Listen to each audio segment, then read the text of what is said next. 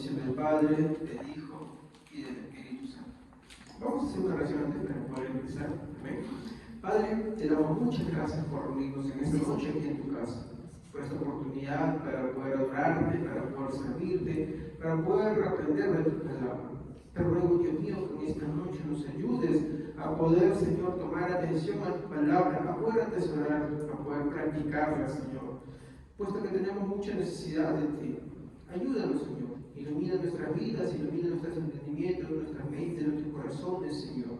Tanto a mis hermanos como a mí, Señor, para poder expresar tu palabra. A mis hermanos también para que puedan recibirla y a todos en conjunto para que podamos practicarlo. Te ruego todo esto y te pido, Señor, en el nombre de Jesús, nos ayudes. Amén.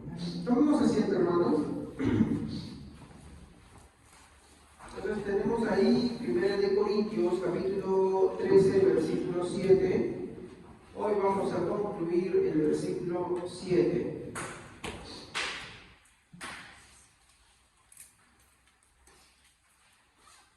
Espero, hermanos, no se hayan olvidado que el capítulo 13 es el conjunto, ¿no?, de todo lo que hemos estado tratando, ¿no? O sea, hay un tema en común de los problemas de Corinto, ¿no? Y valga la redundancia, hay que entender los corintios, una iglesia que tenía muchas cosas, ¿no?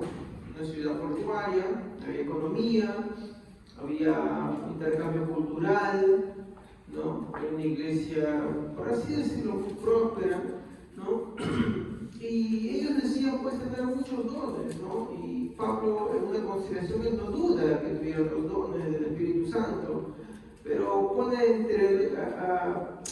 a juzgar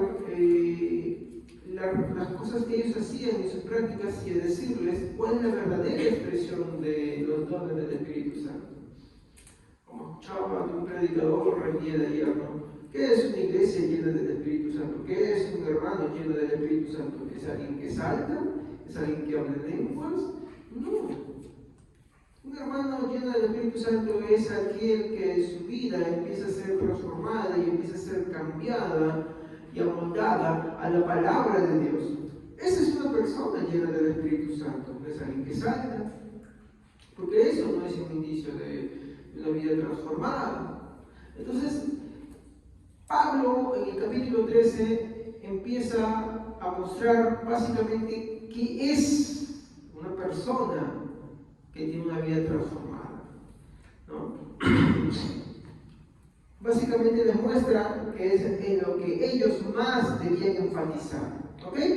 Entonces, en esta noche voy a tratar de tratar, ¿no? Y espero que les pido por favor que me ayuden para poder avanzar, ¿no? Quiero tocar 5 puntos, una recapitulación porque es necesario para ver qué hemos tratado en el versículo 7, ¿no? Una observación que quiero tomar en cuenta también, ¿no? El tercer punto quiero hablar del orgullo. El cuarto punto quiero hablar sobre qué es que todo lo soporte. Y finalmente en el quinto punto quiero hablar sobre unas reflexiones, ¿ok? Entonces, vamos a empezar con el primer punto, ¿no? Vamos a tomar una recapitulación, ¿ok? Muy bien. Cuando hemos estado hablando de que es una recapitulación, hemos dicho, de todo lo que hemos estado tratando, ¿no? Específicamente, que lo que queremos ver es el versículo 7, ¿no? Entonces, vamos a ver acá los puntos tratados en este verso, ¿ok? En primer lugar, que vimos que el amor todo lo sufre, ¿no? Y así de una manera muy rápida, ¿qué es lo que vimos, no? Sobre el verdadero amor. Muy bueno que el verdadero amor, ¿qué hace? Perdona inmediatamente. Básicamente el que lo sufre es uno, porque muchas veces uno es el que no quiere. Entonces no es de otra persona, es uno que no quiere, que se resiste, martiriza su orgullo. Y vamos a tocar algunos versículos sobre eso después cuando avancemos ahí. Otro es que el verdadero amor que todo lo sufre no espera que le pidan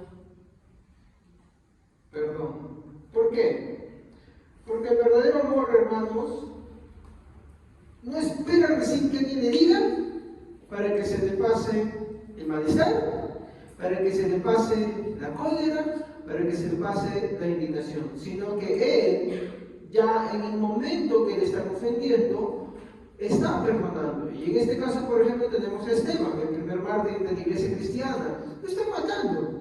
Él no dijo, esperen, que me terminen de matar y allá en el cielo los perdono. No, lo están matando.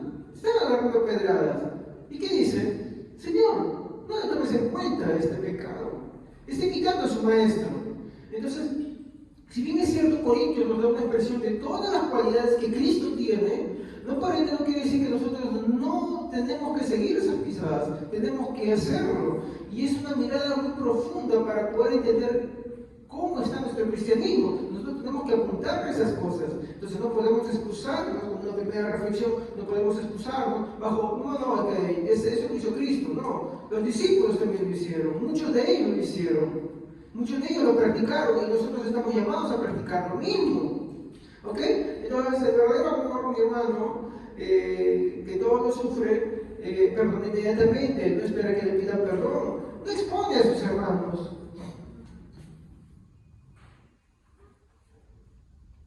No expone a sus hermanos. Y esto es muy triste porque en muchas iglesias, cuando los hermanos pecan, ¿qué sucede? Encima se han arrepentido, pero son la comitilla de muchos hermanos. Y hoy, cuando veamos el amor que todos soportan, veremos qué es lo que verdaderamente tiene que hacer un cristiano. ¿Ok? Entonces, ¿qué hace? Más bien, al contrario, cubre sus faltas. ¿Cómo las cubre? Pues con el amor que perdona. Cuando un cristiano perdona, el amor que cubre todas las faltas lo que hace es olvidar las faltas. Lo que hace es que su amor, no importando la gravedad, hace que el amor sea mucho mayor que las faltas cometidas, de tal manera que las faltas son como si nunca se hubieran cometido.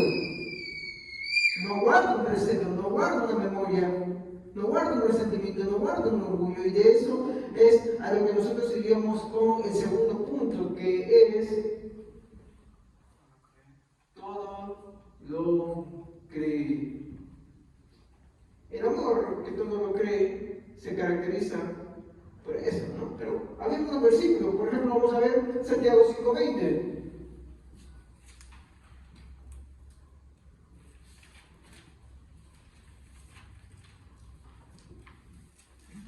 A ver, hermanos, velocidad de búsqueda para poder avanzar, si no podemos llegar al punto que queremos. Que se haga volver al pecador del error, de su camino salvará de muerte un alma y cubrirá multitud de pecados. Santiago nos habla de varias cosas. Santiago nos habla del trabajo de alguien que no se ha quedado en el punto de criticar. Nótese que muchos cristianos en las iglesias tienen la tendencia de hablar, ¿no?, mal de sus hermanos. Sin embargo, el amor que todo lo sufre brinda soporte, brinda ayuda, y por el contrario, ¿qué hace? Busca al caído, ¿sí o no? ¿Y qué hace? Miren, y está hablando del que le ha ofendido, porque puede ser que alguien caiga y otra persona va y lo busca, pero si esa ofensa ha sido contra ti y tú vas y lo buscas a tu hermano y lo haces volver a la fe, entonces te llega un punto más. El amor cubre todas sus faltas. No solamente lo buscaste por amor, sino que evitaste todas las ofensas que te ha cometido. Por eso es que el amor cubre multitud de faltas. ¿Entienden? Bueno, entonces de ahí vamos al siguiente punto, todo lo cree. Y esta parte habla de la disposición. Mientras que la primera parte nos dice que el verdadero amor esto nos habla ya de la disposición, ¿no? Y es que el amor cree en las disculpas del hermano que lo ha ofendido. ¿Estamos? Él cree en, si podemos resumir, arrepentimiento, ¿no?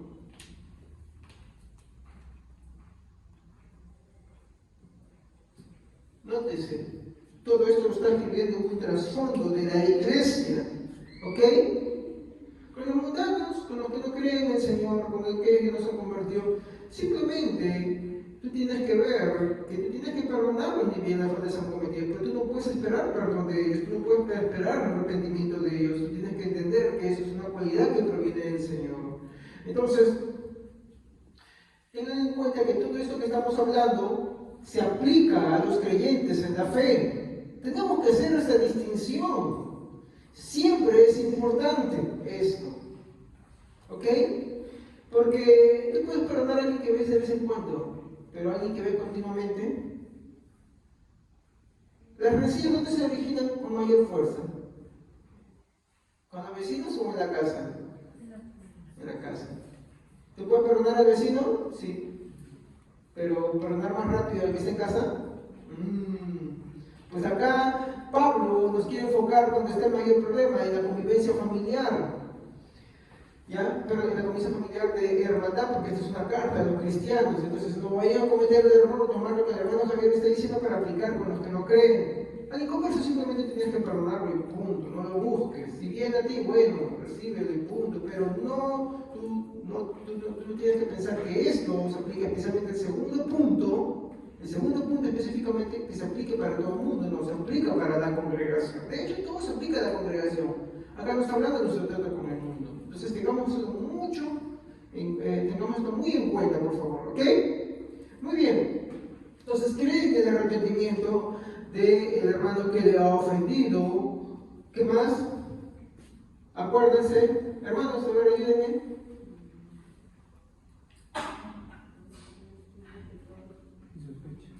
No desconfían, muy bien, no viven suspicacias, ¿no? Bueno, esa es una palabra más simple, no sospechan.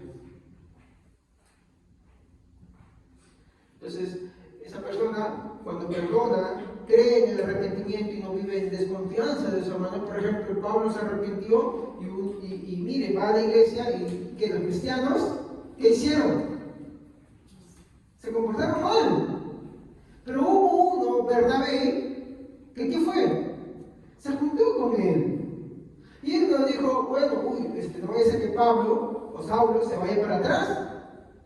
Mejor me cuido, mejor tengo mis reservas, porque no voy a hacer que Pablo vuelva a las mismas y agarre y me lleve preso. Sino que ¿qué hizo Bernabé? Se juntó con él y fue con él. Cree en el arrepentimiento. ¿Se dan cuenta? De hecho, los cristianos que, cuando vieron la conversión de Pablo y empezaron a dudar, no estaban practicando el amor de Dios. ¿Se dan cuenta? Yo sé que muchos sermones, como les comenté la pasada, pueden sonar muy buenos, muy interesantes, pero no dan el peso o la talla de lo que Pablo está pidiendo acá. Porque, y a medida que avance, les quiero demostrar esto, porque si el Señor aplicara lo mismo como con nosotros, pues ¿qué hacemos acá? Estamos perdiendo nuestro tiempo. Vayámonos a nuestras casas. Y déjenme avanzar para llegar a ese punto, porque, como un predicador decía, es la parte más terrorífica que vamos a encontrar en la Biblia. Es la parte más terrible, es la palabra más aterradora que podemos encontrar en la palabra de Dios. Pero déjenme avanzar. Ayúdenme con los versículos para esto. ¿Qué más? No desconfía, no sospecha del hermano que se ha arrepentido. Yo sé que esto es muy difícil, pero está ahí. Y uno puede sacar muchas cosas justificables.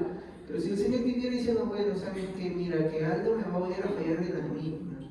Algo esto, aquello, lo otro. Entonces, el Señor no se anda con tapujos. El Señor ya sabe si le va a fallar o no le va a fallar. Él ya la conoce, todo eso. Es un ejemplo, ¿no? Antes no la sabe. El Señor ya lo conoce. Y Él no anda con sospechas. ¿No sí? ¿Se da cuenta? Seguimos. ¿Qué más? No desconfía, no sospecha del hermano arrepentido, no vive con temor del hermano que se ha arrepentido, ¿no? Entonces, vamos a buscar nuestras Biblias, Efesios.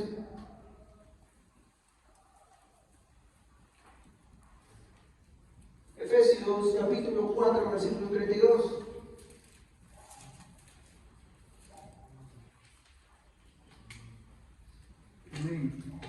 Sean amables y considerados unos con otros y perdónense como Dios los ha perdonado a través de Cristo.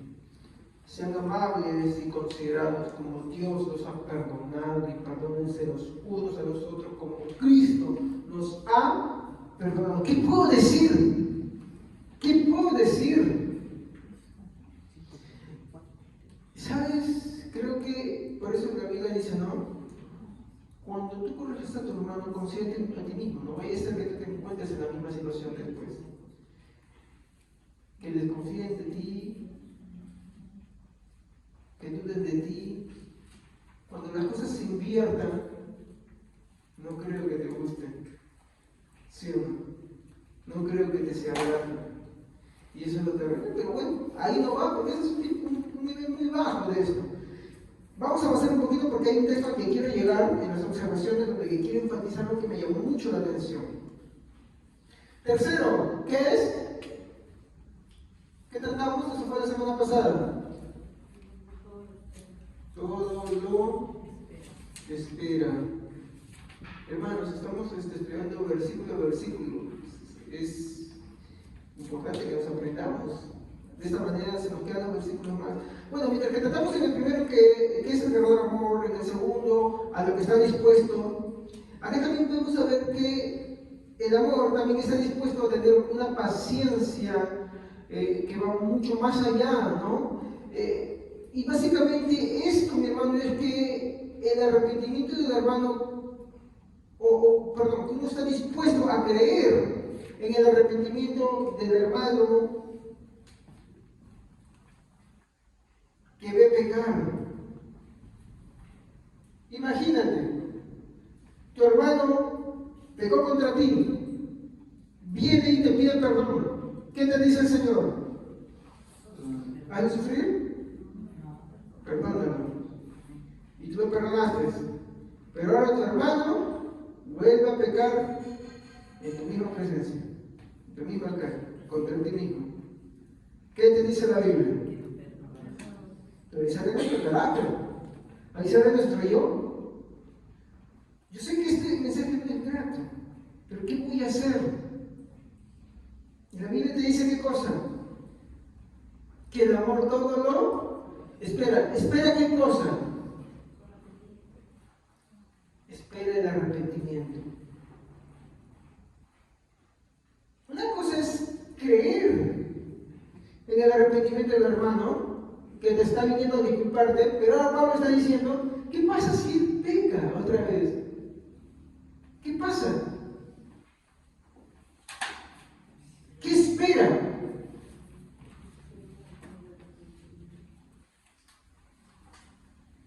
Espera el arrepentimiento.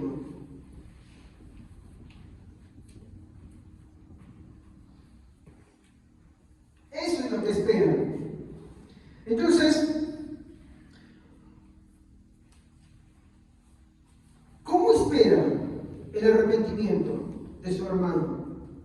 Obvio, sí, le habla, ¿no? Esto es, le exhorta y ora. ¿Ok? Vamos a ver un texto para esto, ¿ya? Lucas, capítulo 17:4. Ustedes pueden ir leyendo el contexto, van a encontrar cosas más interesantes todavía sobre este tema, pero ya lo tratamos la semana pasada, pero yo solamente necesito este texto ahorita para el momento. Amén. Aun si la persona te agravia 7 veces al día y cada vez regresa y te pide perdón, debes perdonarla. Palabras del maestro. Aún, y 7 veces peca contra ti, y 7 veces, ¿no? En el contexto, versículo 3 dice, si empieza tu hermano a pecar, háblale, repréndele tú y él solos. Y si él 7 veces viniera arrepentido, 7 veces, perdóname. ¿No? Muy bien. ¿Qué más? No lo da por perdido. ¿Cuántas veces hay hermanos que, bueno, me han dicho que, viste, ya no pasa nada con esto? Ya. El Señor hace tiempo se cansó de él, hace tiempo ya le dio su último ultimátum. ¿Cuántas veces? Sin embargo, el amor que todo lo espera no da por perdido nada, no da por perdido a su hermano. Mateo 18, 21, 22.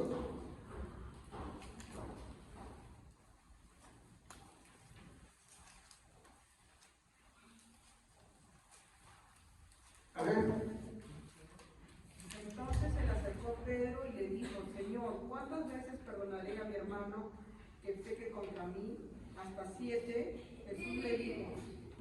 digo hasta 7, sino aún hasta 70 veces 7. ¿Se dan cuenta? 70 veces 7 si tu hermano pecare contra ti, tu hermano que lo ves en la iglesia, congregando contigo, si aún 70 veces 7 ves que tiene la misma falta, 70 veces 7 al día, perdónalo. No lo des por perdido. Así como el Señor no te dio a ti por perdido, ponte a pensar cuántas veces le ofendiste, cuántas veces le faltaste, cuántas veces le fallaste, y sin embargo el Señor no te dio por perdido.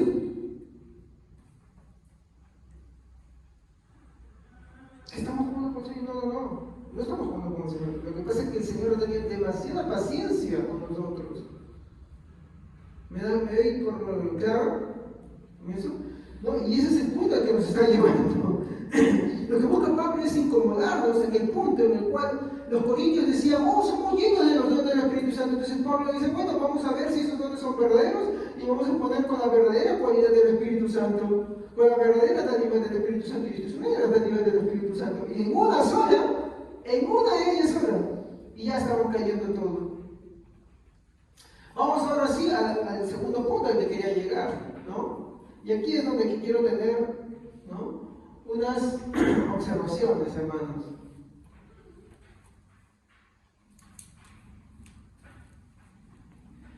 Básicamente, para esto, quiero que busquemos Mateo 6:12.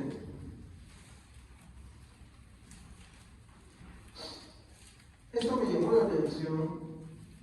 Es una de los textos que incluso ya en el pasado hemos estudiado, hablando con respecto al tema de la oración, y para ser específico cuando estábamos estudiando el tema del Padre Nuestro, pero como dice siempre la palabra de Dios, nos sorprende, porque nosotros como seres humanos a veces pensamos que ya lo vemos todo, pero no, ella nos sigue sorprendiendo porque al profundizar mucho más en ella, vamos viendo que el Señor nos va iluminando y comprendemos mayores cosas de Él. ¿Qué dice Mateo 6:12? Amén. No permitas que cedamos ante la tentación, sino rescátanos del maligno. Mateo 6:12. Sí. No, perdón. Y perdonaos nuestros pecados, así como hemos perdonado a los que pecan contra nosotros. Ya. Bueno, todo esto hay que tener en cuenta, y lo primero que quiero destacar es que es 1 Corintios 13:7 trata sobre las expresiones del amor, ¿ok? Lo que estamos estudiando en 1 Corintios, antes de entender esto, 1 Corintios 13:7 habla de las expresiones del amor. ¿Cuáles son esas expresiones? Todo lo sufre, todo lo cree, todo lo espera, falta uno, todo lo soporta. Son expresiones del amor al estilo divino. ¿Ok? Las parejas, los enamorados, se dan muchas expresiones de amor. Se prometen muchas cosas. Pero no se cumplen esas cosas al final.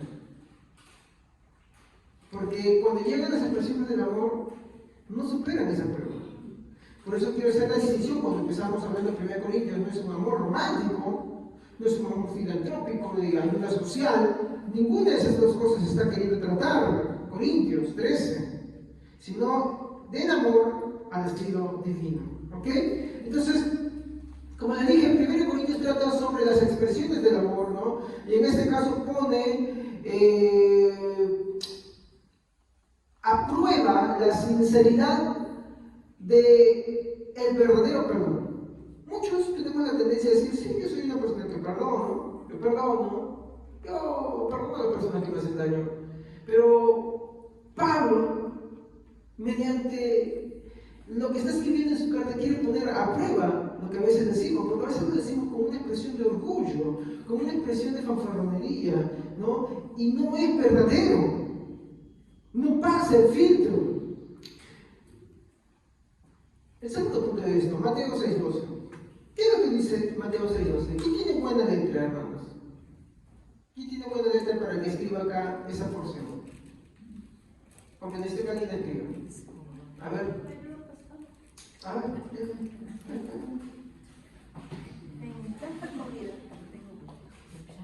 Mayúscula. A Ahí. Muy bien. Busquen todos Mateo 6:12. Nos vamos a enfocar en lo que es solamente una porción de lo que es el Padre Nuestro. ¿Ok? Básicamente lo que la hermana va a escribir es: perdona nuestras deudas, como también nosotros perdonamos, ¿no?, a nuestros deudores. Y aquí es donde yo quiero hacer un análisis.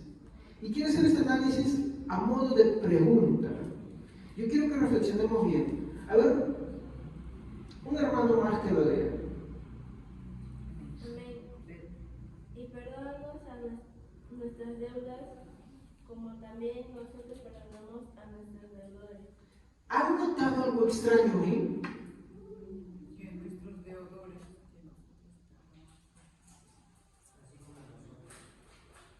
¿Ya? ¿Cómo? Acá dice, perdónanos nuestras deudas, como también nosotros hemos perdonado a nuestros deudores. Muy bien. ¿Y notan algo extraño en todo esto? Toman como una afirmación que realmente lo están haciendo. ¿Cómo? Toman como una afirmación que están haciendo lo que es el tema de cumplir su vida. A ver, ya. Vamos a ponerlo esto de una forma de pregunta, ¿ya? Quiero que escuchen atentamente. La expresión dice: perdona nuestras deudas, como también nosotros perdonamos a nuestros deudores. Quiero hacerles esta primera pregunta. Escuchen atentamente. Y esto es, en palabras de un predicador que escuché en la mañana, la parte más aterradora del Padre Nuestro. Pregunta número 1. ¿Perdonamos? Muchas gracias. ¿Como Dios nos perdona? Y ahora llega otra vez conmigo. Perdona nuestras deudas, y acá, como también nosotros perdonamos a nuestros deudores. ¿Qué notan de raro ahí? Estamos afirmando que perdonamos como Dios. Claro. Exacto. Pero hay algo más aterrador. Perdona nuestras. Estás pidiendo a Dios que te perdone tus pecados, así como tú. Ya, ahora viene la pregunta de sinceridad. ¿Perdonas como Dios te perdona? No. Entonces, ¿qué haces acá? ¿Qué haces acá?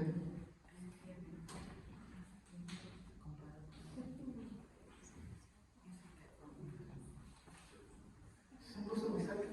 En una ocasión escuché una broma de alguien, de un hijo que le dijo a su papá le había hecho algo, le había molestado a su hijo, y le dijo, perdóname. Y su hijo le responde: no te perdono. ¿Por qué? Porque tú no eres mi hermano. ¿Por qué? Tú no eres mi hermano, eres mi padre.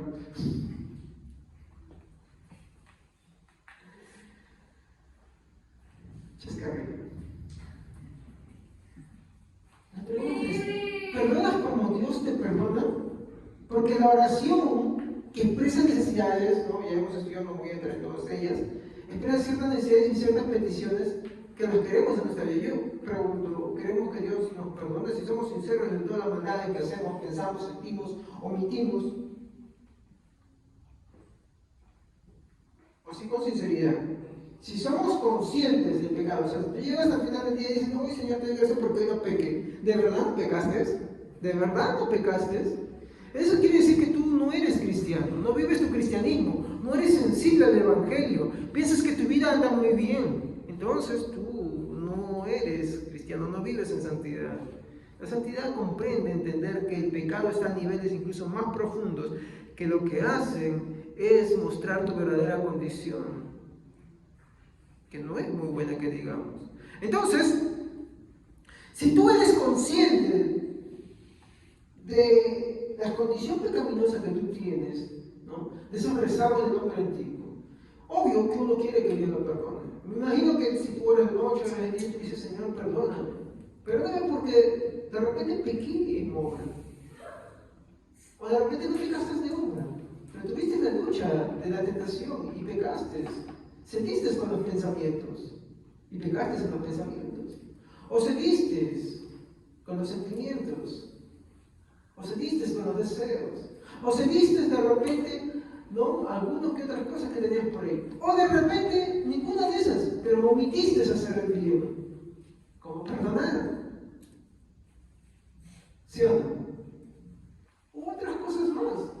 Santiago dice, el que sabe hacer lo bueno y no lo hace, es constituido pecado. Entonces, volvamos a la oración del Padre nuestro, y esto es terrible. Perdona nuestras deudas. Cuando tú eres consciente de tu pecado y vas a la oración, tú quieres que Dios te perdone tu pecado. Si tú no vas un día, mira, te voy a poner así bien simple. Si tú vas un día a la oración y tú no has visto el pecado en tu vida, tú no eres cristiano. O al menos no estás viviendo el cristianismo. O estás ciego, ciega. Me doy cuenta. No sé si se dan cuenta. No puede haber un día en el cual tú digas, no, Señor, no te fallé en esto. No puede. Porque lo hay. Sí lo hay.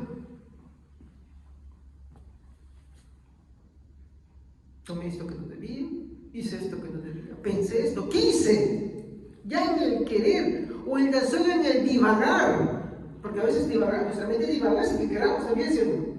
¿No me equivoco? Y ya está ahí. Entonces, pregunto, si somos conscientes ante la oración que hacemos todos los días, porque se supone que oramos, ¿no, hermanos? Muy bien. Si somos conscientes, cuando vamos a orar y vemos nuestro pecado ahí, ¿qué es lo que queremos de Dios? Y tenemos, habla la afirmación, tenemos que ver el pecado en nosotros. ¿Qué queremos? Que Dios nos perdone. El problema es que la oración del Padre Nuestro dice, perdona nuestras deudas, como también nosotros perdonamos a nuestros deudores. O perdonamos, como decía otra oración, perdona nuestros pecados, así como nosotros perdonamos a los que pecan contra nosotros. El tema es acá. Tú perdonas como Dios te perdona, entonces te está mostrando tu incapacidad. Y no para que te quedes regodeando, sino para que acudas, y como vamos a mostrar en un momento, que es lo que uno tiene que hacer. ¿Ok? Entonces esta parte es, mi hermano, una de las porciones más terribles que podemos encontrar en el Padre Nuestro. Si no lo habíamos analizado antes, aquí se los dejo. ¿Ok? Perdonamos nuestras deudas, así como también nosotros perdonamos a nuestros deudores. Entonces, si Dios tuviera que perdonar nuestros pecados, así como nosotros perdonamos a lo que nos ofende, pero el problema es que si no perdonamos a lo que nos ofende, también Dios no nos perdona, como dice el versículo, este es el versículo 14. ¿Ok? Entonces hay que tener cuidado con esto. Esto nos invita a una reflexión sobre la vida, cómo llevamos, sobre la práctica del perdón. ¿Ok? ¿No? Entonces, esto lo digo porque si el perdón de Dios depende de cómo perdonamos, ¿no? ¿En qué situación nos encontramos? ¿En qué situación nos encontraríamos? ¿No? Por lo general, mi hermano, no estamos dispuestos a perdonar. Y eso ya va hablando de una condición muy pésima en nuestra vida. Porque, por lo general, como le dije, somos más propensos a indignarnos, a vengarnos, a resentirnos. ¿No? Entonces, miren cómo Pablo le pone ahí este problema a los corintios, ¿no? Les dice, ustedes tienen que entender qué es la verdadera expresión de tener al Espíritu Santo. Y esa expresión es el amor. ¿No? Y no el amor, como dice el amor no, el amor conlleva muchas cosas.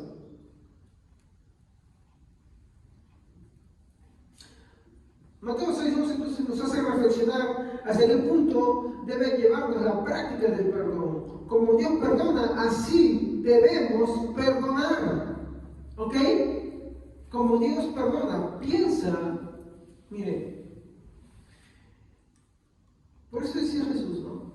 Los predicadores y publicanos van delante de vosotros a arreglar cielo. ¿Por qué? Porque era inevitable que una prostituta no entendiera que estaba pecando, que el oficio con el cual se ganaba su sustento era pecado sin duda. Pero el problema es que los demás no entienden que eso es pecado. Los demás no ven o no conciben su vida como pecado. El problema es que mucha gente que sí mismo se considera buena, se va al infierno. No estoy alabando del que hace lo malo, sino que el que hace lo malo y se da cuenta de su condición, pues va delante del reino de los cielos porque no hay nada que lo justifique. No porque lo esté practicando, sino porque nada lo justifica y entiende y necesita de Dios. Y va a Dios por ayuda y auxilio y no pone peros. Pero la gente que muchas veces pues dice, no, yo no hago esto, yo no hago aquello, yo no hago lo otro, es la que más se justifica. Y esa es la persona que va al infierno, porque se justifica a sí mismo. ¿Ok? Muy bien. Entonces la reflexión es que como Dios perdona, así debemos nosotros perdonar. ¿Ok? Así debemos perdonar. Muy bien, esto me lleva al tercer punto.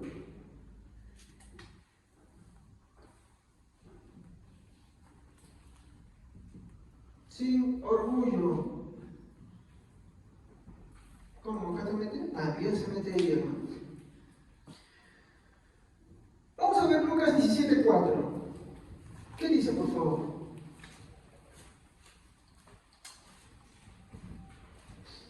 Lucas 17:4. Aún si la persona te agravia 7 veces al día, cada vez regresa y te pide perdón, debes perdonarla. Habla de agravios. Hablamos de injuriar a un hermano. El agravio puede ser en todos los niveles, habidos y por haber. El punto es cómo es que tú lo perdonas. Recuerdo que una vez, hace muchos años, veía en Club 700, ¿no? Un hombre asesinó al esposo de una mujer anciana, ¿no? Bueno, no anciana en ese momento, y el hombre estuvo en la cárcel. Y estando en la cárcel, conoce el Evangelio, se arrepiente y pide que ella venga para pedirle perdón. Y bueno, la perdona. Él sale de la cárcel muchos años después de haber reflexionado y haber cumplido su condena, y ella lo busca. ¿Y sabe qué pasó? Vamos a empezar a predicar el Evangelio. ¿Qué mayor agravio que alguien te quite al ser más querido que tú tienes? Y que encima tienes que trabajar, ¿no? Miren hasta qué punto. Ya era anciana y él le ayudaba. Ahí, los dos predicando el Evangelio. ¿No? Lucas 17:4. Si continuamos la lectura, veremos 3 puntos relacionados, ¿no? Y para esto vamos a ver el versículo 5. Dijeron los apóstoles al Señor, aumentanos la fe. Muy bien. Aumentanos la fe, ¿para qué? Para poder perdonar. Expresa primero una necesidad, ¿ya? ¿Necesidad de qué? Necesidad de Dios para la práctica del perdón.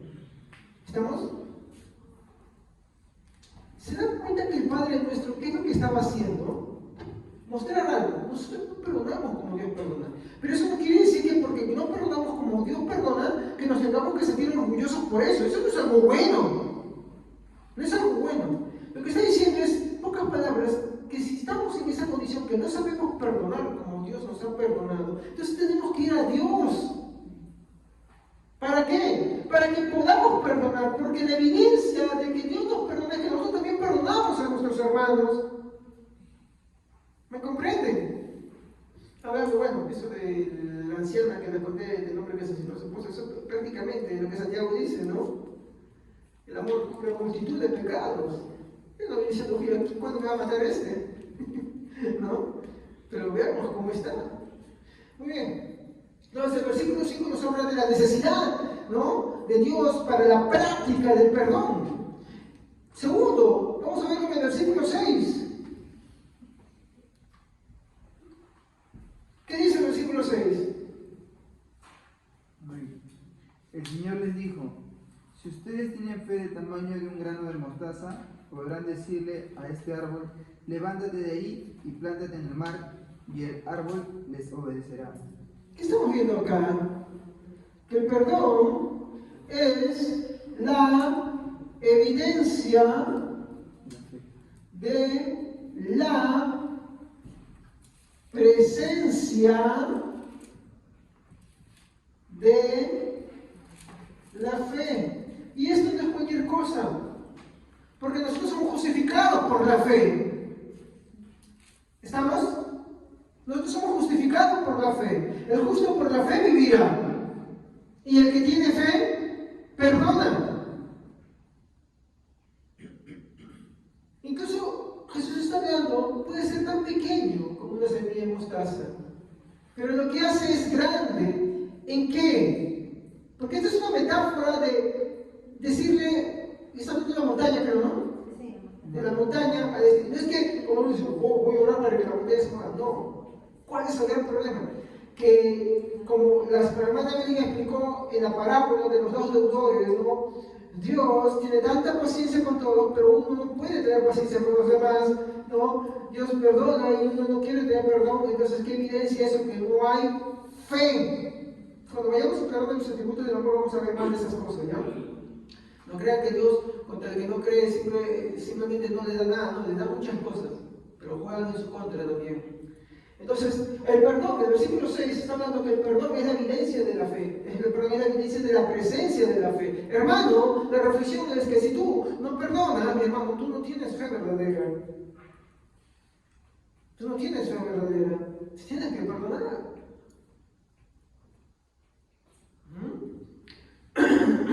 Tercero, vamos a ver del versículo 7 al 10. Cuando un sirviente vuelve de arar o de cuidar las ovejas, ¿acaso su patrón le dice, ven y come conmigo? No le dirá, prepara mi comida y ponte el delantal y sírveme mientras como, luego puedes comer tú. Y le agradece el amo al sirviente por hacer lo que se le dijo que hiciera. Por supuesto que no. De la misma manera, cuando ustedes me obedecen, deben decir, somos siervos indignos que simplemente cumplimos con nuestro deber. Pregunto, ¿en qué contexto está hablando todo esto? Vayamos otra vez al versículo 4. ¿Qué dice el versículo 4? Y dice, bueno, si hicimos leer atrás también está, ¿no? ¿Qué dice el versículo 4? 17 veces al día pecares contra ti, pecaren contra ti, y 7 veces al día volverá a ti, diciendo, me arrepiento, perdona. ¿De qué creen que está hablando del siervo inútil? Del perdón, del hecho de esforzarse en él. Y su Señor dice y viene, pensando que ya, miren lo que dice, ¿no? Por favor, ¿quién puede leer? Por favor, a ver, ¿quién tiene rápidamente, rápido, ¿quién lo tiene? 7 a 10. A ver. ¿Quién de vosotros teniendo un siervo que ara o apacienta ganado, él volverá del campo, luego le dice, pasa, siéntate a la mesa? No le dice más bien, prepara la cena, cíñete y sírveme hasta que haya comido. Hasta ahí nomás, un ratito ahí.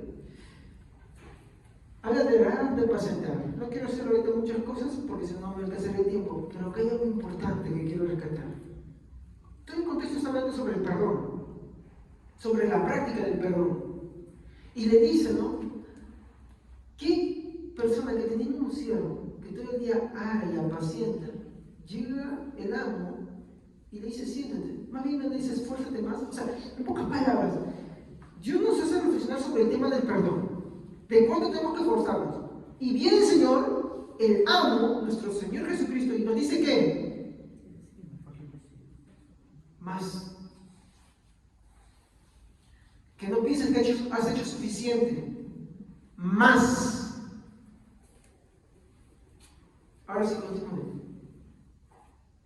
No le dice más bien, prepárame la cena, cíñete y sírveme hasta que haya comido y bebido. Después de esto, come y bebe tú. ¿Acaso da gracias al siervo porque hizo lo que se le había mandado? Pienso que no. Así también vosotros, cuando hayáis hecho todo lo que os ha sido ordenado, decid, siervos y inútiles somos, pues lo que debíamos hacer, hicimos. Acá hay algo, y esto es terrible. Este versículo que hemos leído del 7 al 10, que está en el contexto del perdón, habla del deber, de esforzarse y no sentir orgullo por eso, por una razón.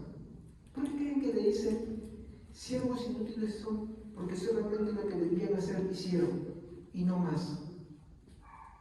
Ya que la predisposición humana no es la práctica del perdón, pero habla del esfuerzo. Pregunto, ¿de dónde vino el perdón? Porque viene acompañada con esto, la fe verdadera. La fe verdadera viene con el paquete del perdón. No es que el creyente, cuando cree en Cristo, entiende las magnitudes de cómo Dios lo ha perdonado, cómo Dios sigue perdonándolo día a día, sigue tratando con él día a día. Entonces no siente orgullo, por el contrario, su Señor le dice: mira, así como yo te perdono, tú también tienes que perdonar. Y debes esforzarte más en esto. Y al final te dice: hey, eso no es tuyo, vino de mí. ¿No? Entonces, en pocas palabras, tú puedes decir que alguien ha perdonado y decir: sí, yo he perdonado a tal persona, y a tal hermana, a fulanito, menganito, sutanito, que me hizo esto, aquello, lo otro, que me peñiscó, que me hizo esto, que me agravió, que me robó, o que sé yo, que me hizo, no sé qué, que me miró mal, no sé. ¿No se siente orgulloso por eso? Sí, para es una... No fue esa parte, no, pero ¿debo sentirme orgulloso por eso? No, no puedo sentir orgullo. No importa el nivel de la magnitud del perdón que yo he practicado, no puedo sentir orgullo por eso. Porque es parte de la fe. Por eso la oración del Padre Nuestro dice: no, perdónanos como también nosotros perdonamos a nuestros deudores. Ninguno de nosotros perdona por poder perdonar. Pero no quiere decir que porque eso no acaba, sino no. Es porque aquel que ha sido perdonado por Dios perdona todas las ofensas de los demás. ¿Y hasta qué niveles? Todo lo sufre, todo lo cree, todo lo espera. ¿Y ahora? ¿Cómo? Todo lo soporta. Está chiquito nomás porque no es mucho, ya que es algo que ya hemos visto. Cuando la Biblia habla de que todo lo soporta, primero es que es más que un estado de paciencia. Eso es lo que ya hemos visto, ¿se acuerdan? Aquí iba avanzando. Este amor pone, para empezar, el hombro sobre la carga. ¿Me entienden? El amor que todo lo soporta pone el hombro sobre la carga. Pero ¿de qué carga está hablando? ¿De qué carga? ¿Cuál es el punto que estamos hablando acá? Arrepentimiento, perdón. Ese es el punto. El amor que todo soporta pone el hombro bajo la carga.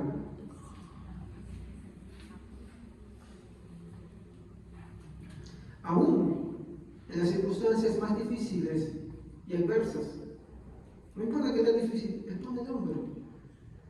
Entonces esto nos llevaría a una reflexión.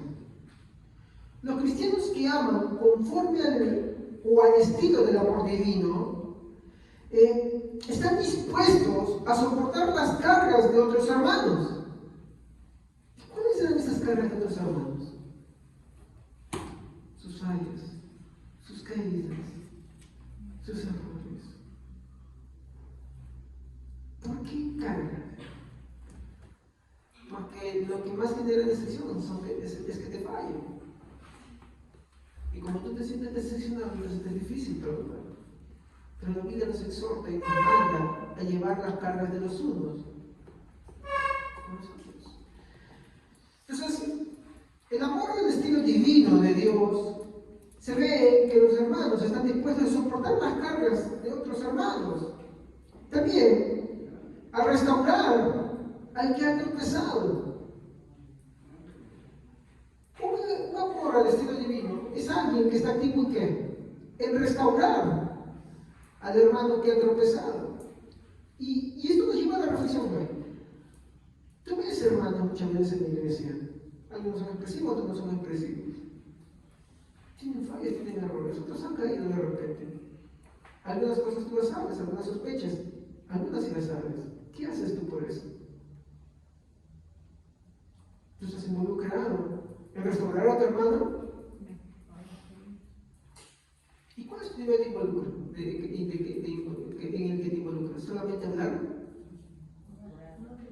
¿Solamente eso? Mira que es soporte. Porque es fácil, es hablar. También puedes hablar. Pero involucrarte en su restauración. Lo que la hermana Mary estaba predicando con el buen samaritano. Dios no nos manda solamente a hablar, y voy a tomar esa parte, no nos manda solamente a orar por los pobres. No solamente nos manda a orar por los estados, nos manda a suplir sus necesidades. Si nosotros trasladamos al tema de los hermanos, no te manda solamente a hablar a tu hermano, no te manda solamente a orar a tu hermano, sino te manda a trabajar con tu hermano. Si tú trabajas por los incrédulos, eres capaz de ayudar a los incrédulos, ¿cuánto pasa a tus hermanos en la fe?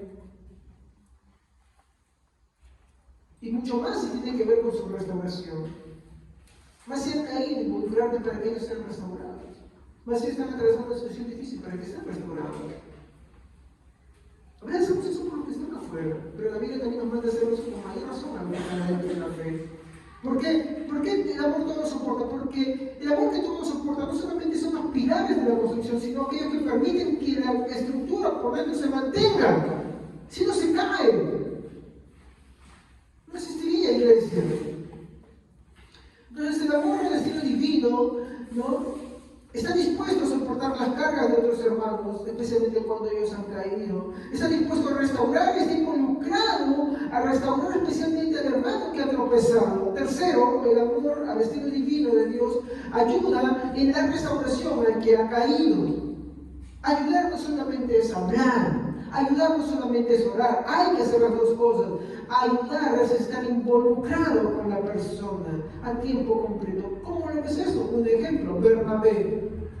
Pablo no había caído, pero recién había venido el Evangelio. Todos no tenían miedo, todos no tenían terror. Sin embargo, él estaba involucrado a tiempo completo. ¿Se dan cuenta? Es una gran diferencia. Entonces, muchos son buenos dando sermones, pero son malos practicando lo que dicen. Y eso no es un verdadero perdón. Eso no es un verdadero amor al estilo divino que cubre la multitud de faltas y pecados. Especialmente si tu hermano te ha ofendido, estás involucrado para que se restaure. El verdadero amor no se goza cuando se aplica la disciplina correctora. Tu hermano de repente está pecando y le vino algo más fuerte. ¿Qué haces tú? ¿Te gozas? ¿Te alegras? ¿O existe una forma de gozarse? ¿Sabes cuál es? Tenía que venir en cualquier momento. Puede ser que sí. Pero a ti no te corresponde hacerlo, ni decirlo.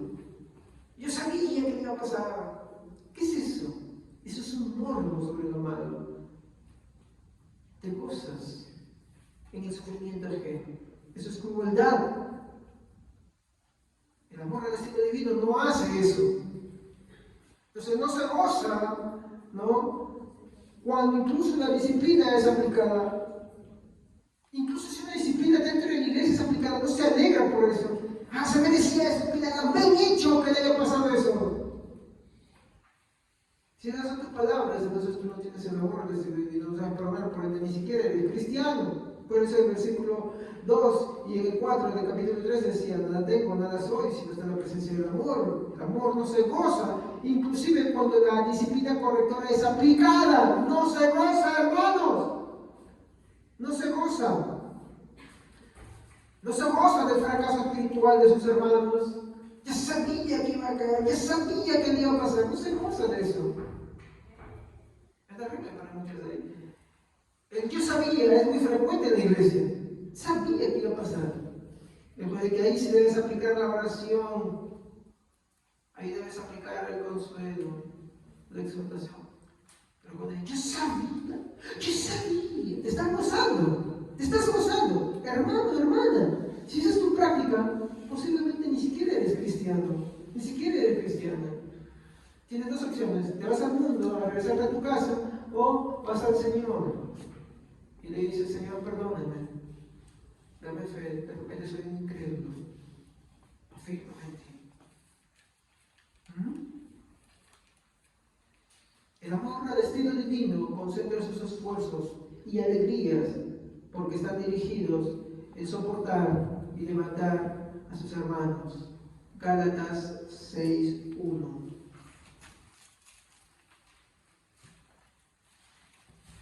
Vamos a leer Gálatas 6:1. Amén. Hermanos, si alguien es sorprendido en pecado, ustedes que son espirituales deben restaurarlo con una actitud humilde, pero cuídense cada uno, porque también pueden ser tentados. Mire, este pasaje bíblico, ya finalizamos. Hermanos, me encanta cómo lo dice Gálatas 6:1. Dice: hermanos, si alguno fuere sorprendido en alguna falta, pero la otra versión dice en algún pecado, ¿no? Vosotros que sois espirituales, miren, espirituales, está hablando de hermanos que tienen el amor al estilo divino. Dice: vosotros que sois espirituales, ¿qué dicen? Alégrate, gózate, destrúyelo, pisotealo, alégralo, caído, critícalo, exponlo. No, ¿qué dice? Eso es lo que les dije hace un momento. El amor al estilo divino concentra sus esfuerzos y sus alegrías en restaurarlo. No en destruirlo, no en hablar de él, de ella, no. El amor al estilo divino concentra sus esfuerzos en restaurarlo. Como dice acá: hermanos, si alguno fuere sorprendido en alguna falta, vosotros que sois espirituales. El problema es si no eres espiritual, si no eres cristiano. Si tú eres cristiano, esa va a ser tu práctica. Si no eres cristiano, esa no va a ser tu práctica. Si tú eres cristiano, tu práctica va a ser restaurarle, dice, con espíritu de mansedumbre o de humildad. Pero humildad y mansedumbre, no. ¿Qué es la humildad? Entender lo que tú eres. Entender tu condición. Entender que de repente tú no estás bien en falta, pero tú también cometes otras faltas. Y también son pecados delante de Dios, son ofensas, son transgresiones delante de Dios. Y sin embargo, Dios te derrocha su perdón contigo todos los días, te perdona todos los días. Pero tú, sin embargo, no eres humilde, no entiendes tu propia condición, por lo tanto, no eres manso. Pero porque quienes, para restaurarnos, son mansos, sino son orgullosos, son antiguos, son despiadados. No son conscientes de sí mismos. Entonces, el amor al estilo divino, como le dije, ¿no? Restaura con espíritu de mansedumbre, como dice Gálatas 6:1, considerándose a uno mismo. Y acá está lo que les decía: no sea que tú también seas tentado. Y bueno, si ustedes siguen leyendo, habla sobre llevar la carga de nosotros lo que hemos leído, ¿se acuerdan, no? El amor al estilo divino lleva la carga de sus hermanos. Entonces, espero, hermanos, con esto haber hecho una exposición de cómo es que Cristo hizo con nosotros. Cuando Cristo tuvo la cruz de Calvario, ¿qué hizo? Llevó también nuestras cargas. Aún así, es cierto, llevó nuestras cargas el